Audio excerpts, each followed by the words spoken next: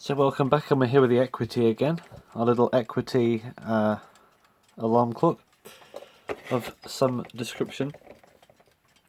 And yeah, bits happened since the last video. For example, one, I've replaced the plastic lens with a glass one, which I took off a Smith's alarm clock. I put the plastic one back on that Smith's because that's the one that it came with when I had it, but I think it would have come with a glass one anyway. But I put this on here for now because I just wanted to see what it looks like until I can find a proper replacement. So yeah, this is doing pretty well. I've also managed to get a thing for the top. I made this up myself. It is a bit of brass rod, a knob off a clock on the end of it, and this is from a Peter alarm clock which I took for parts years ago, and it didn't quite fit, so I put some tape around the thread of the screw, and now it fits fine. So I'll just show you in action. You can see it pops up slightly, and then what's up? Oh yeah, this is unusual. This key, I don't know why, but it just started happening. It's just started to stick like this. Like, it won't unwind properly. So I'm going to find out why that is as well. But, yeah. It should be working anyway. Anyway, this button does work. Another thing I've done, I'll just show you now because I need to get this thing apart anyway, is I have replaced the hairspring.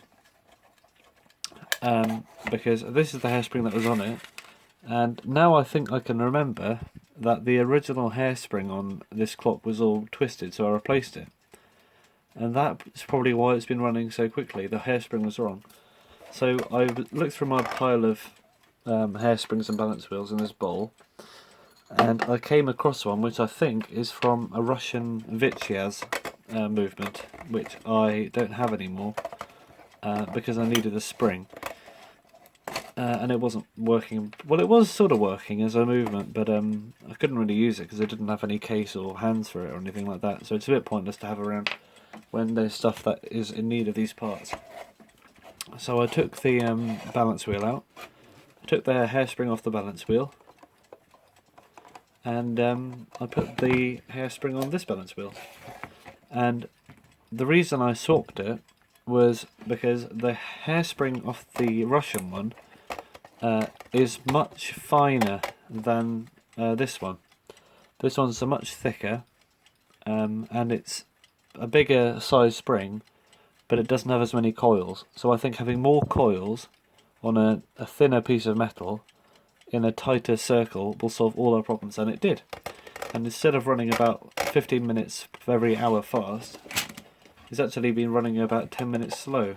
Well, not every hour, about 2 minutes slow every hour. So still not an ideal situation, but a slow clock is much easier to sort out than a fast one. So I'm just going to figure out what's up with this alarm, and also change the pinning of the hairspring in here, and then we should be hunky-dory. Let's get this off here. Nothing I've noticed, well, it's pretty obvious here, but you can't see it through the camera. This Equity clock, although it's bigger than the America back here, is actually about 2 ounces or maybe about 50 grams lighter. That's probably because, number one, the movement is much smaller. Or is it smaller? I think it's just cheapened down, really. I mean, it is smaller, but you wouldn't think that it would make that much of a difference. For example, this 66 with nothing in it pretty much weighs as much as this whole thing right here. So I think this definitely has lighter parts in it, and also the case is a thinner metal, I think. I do want to sort out the rivets on this at some point because it's all sort of, it's all rattly, and when the clock's sitting upright, it sort of, it flops around. So I'm going to have to sort that out. Probably replace the rivets, but now you can see down here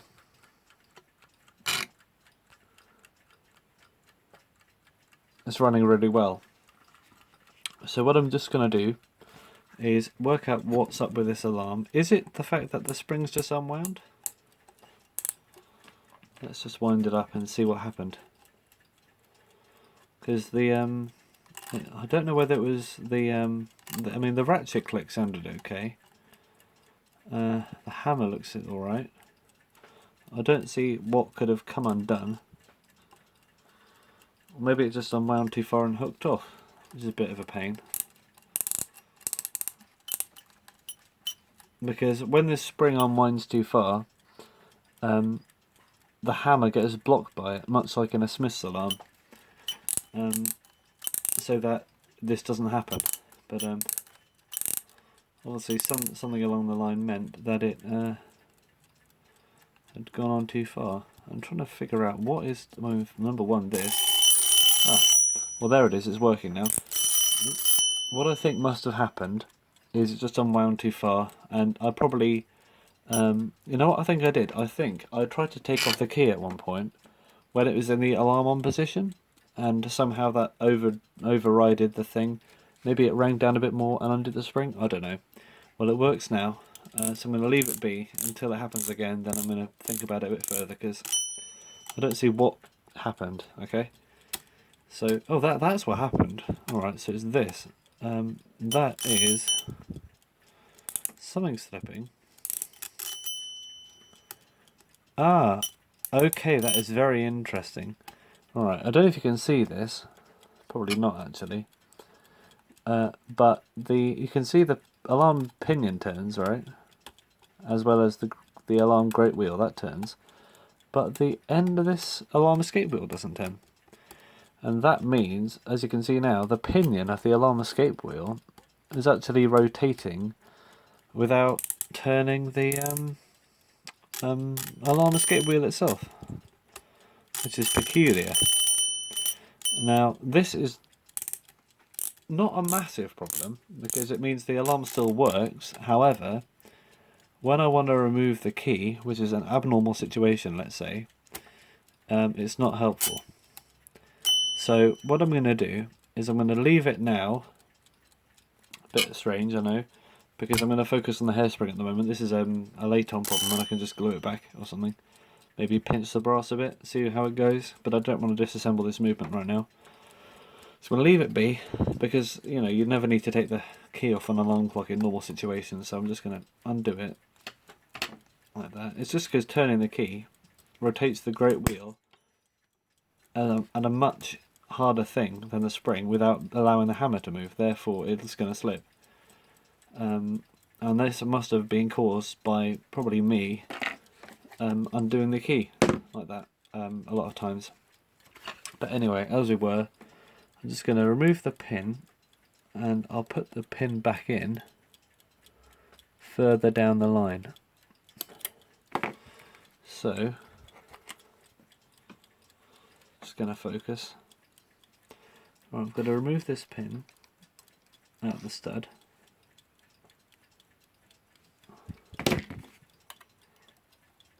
Not my favourite thing to do. And then I'm going to stop that happening so it doesn't slip through the regulator, and push the spring through probably another couple of centimetres, probably about an inch if you're inchy. That might do it. Yeah, that'll probably do it alright, because it was pretty much on its fastest setting and it was still running a bit slow. So I'll put this pin back in like that, because bearing in mind this spring is not from this clock, so it's unsurprising that I'd have to tweak it. And as you can see, the beat's all off, but that's no problem, because what we can do, I used to grab the collet with pliers, but Greg from the Gregola Horology Club showed me a much better method of inserting a very fine screwdriver into the slit. And if you can see that the collet of the spring has a little slit in it, which is where it grips onto the shaft. Now the slit would normally be a bit bigger than this, but I actually had to compact down the collet because this balanced staff shaft was much thinner than the Witcher's was, and this is coming out of its thing, so I'll use a different one. Getting there. A little bit more adjustment, and as you can see it's still a bit loose, but it's the forces that are going on that collet are 0 compared to the forces I'll be using to adjust it with. And as you can see, it should be running a bit faster. Still got a very good swing on there, and it looks like we won't need an offset bend really, because, or will we? Let's just see. Because if you need the way to tell, usually they come with an offset bend in the spring, but if you move this all the way, and yeah, it's bunching up the spring, so I'm going to put an offset bend in it.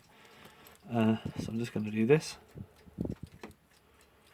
like that, bend that down, and then I'm going to bend the rest of it up, just so it's a nice arc for the regulator. That's much better, isn't it?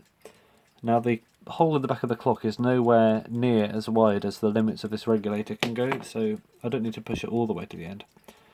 But now this should probably have at least helped or made our problems worse. But it wouldn't have made them worse, but it would have maybe have overcompensated a bit. But I'll just let it test, I guess. So I'll put the knob back on. Go back in its case first, and then I'll show you my button top repair. Put this in there.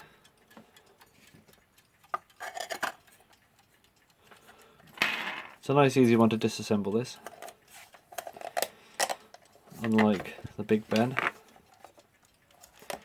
everyone's favourite to disassemble because it's so annoying. Right,